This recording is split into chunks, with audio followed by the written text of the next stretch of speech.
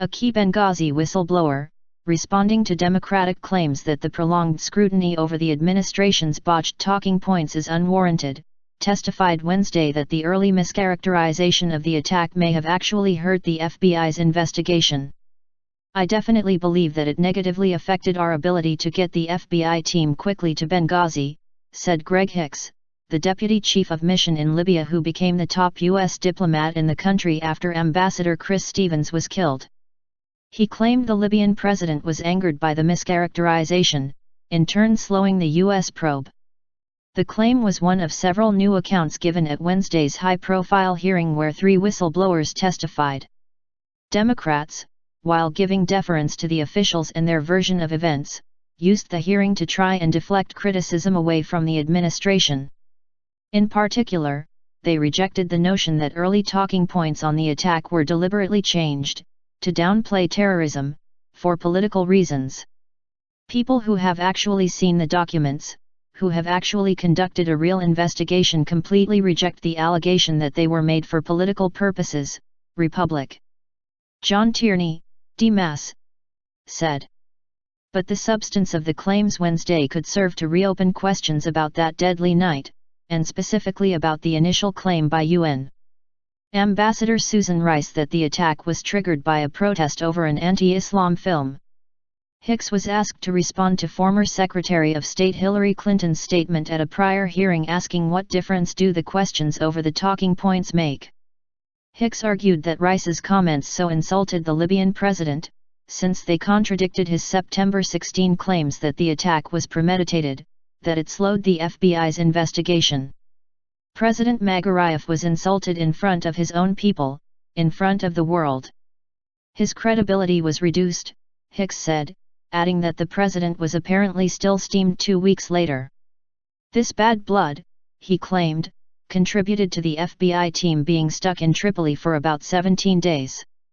He added that the U.S. could not even get the Libyans to secure the crime scene during that time. As for Rice's comments that Sunday, when she repeatedly cited the video as the trigger for the attack, Hicks said his jaw dropped when he heard that. "I was stunned," Hicks said. "My jaw dropped, and I was embarrassed." He said Rice never talked to him before those appearances. Hicks said the only information coming out of his team was that there was an attack on the consulate.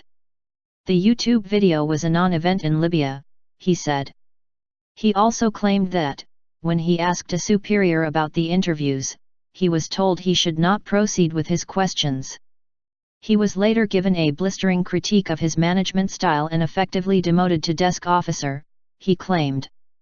Hicks' testimony marked some of the most detailed of any delivered Wednesday. He and others also suggested the State Department's internal review into the attack was lacking. Hicks said when he was interviewed by the group, a stenographer was not present. In hours of testimony, the witnesses recounted in great detail what happened in eastern Libya on September 11 and how U.S. personnel came under a series of attacks that left 4 Americans dead. Though Democratic officials have argued the attack has been thoroughly investigated and that the hearing Wednesday was political in nature, the claims challenged several long-standing assertions by the Obama administration. The witnesses criticized the lax security at the Benghazi site in the run-up to the attack, and suggested the military did not do all it could to respond to the scene that night despite claims to the contrary. Hicks also revealed that it appeared some were trying to lure even more U.S. personnel into a separate ambush while the attack was still being carried out. He described how, as diplomatic officials were trying to find out what happened to Stevens, they were receiving phone calls from supposed tipsters saying they knew where the ambassador was and urging Americans to come get him. "We suspected that we were being baited into a trap," Hicks said, adding that he did not want to send anybody into what he suspected was an ambush. Getting choked up, Hicks described how the Libyan Prime Minister later called him to tell him Stevens was in fact dead. "I think it's the saddest phone call I've ever had in my life," he said. At the very beginning of the attack, before Stevens went missing and was later found dead, Hicks said his team believed it was terrorism. He said a regional security officer rushed into his villa yelling, "Greg, Greg, the consulate's under attack." He then spoke by phone with Stevens who told him the same, "Greg, we're under attack." After enduring a night of attacks on the U.S. consulate, Hicks said the team departed at dawn for the nearby annex. Shortly after they arrived, the mortars came. Another whistleblower questioned Wednesday why more military assets were not deployed sooner during the Benghazi terror attack. Mark Thompson, a former Marine and official with the State Department's Counterterrorism Bureau, said he was rebuffed by the White House when he asked for a specialized team, known as a FEST team, to be deployed. This is a unit made of special operations personnel, diplomatic security, intelligence and other officers. Suggesting that some were hesitant to deploy because they were unsure what was happening. One definition of a crisis is you do not know what's going to happen in 2 hours, he said. Further, Hicks explained how a separate team of Special Forces personnel were not given the authorization to fly from Tripoli to Benghazi. They were furious, he said. Republic. Darrell Issa, chairman of the Oversight Committee holding the hearing, defended the witnesses, calling them actual experts on what really happened before, during and after the Benghazi attacks, who deserve to be heard. The three witnesses were Hicks, Thompson and Eric Nordstrom, a diplomatic security officer who was formerly the regional security officer in Libya, and Thompson. I am a career public servant, Hicks said.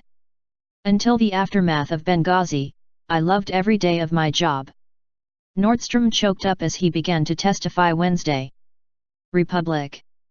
Elijah Cummings, DMD, top Democrat on the Oversight Committee, said Wednesday that Republicans are using the witnesses' statements for political purposes.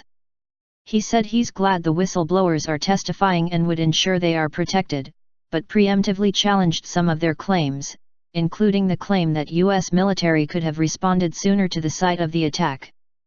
The Obama administration has adamantly denied several of the latest charges, including a claim that then-Secretary of State Hillary Clinton and a key aide tried to cut the department's own Counterterrorism Bureau out of the chain of reporting and decision-making on September 11. The administration also denied that the whistleblowers in question were intimidated, while behind the scenes questioning the credibility of the witnesses. A fact sheet released by the department ahead of the hearing reiterated its denials. The statement said the department has demonstrated an unprecedented degree of cooperation with the Congress on Libya, and rejected claims that the military was in a position to help that night but was told to stand down.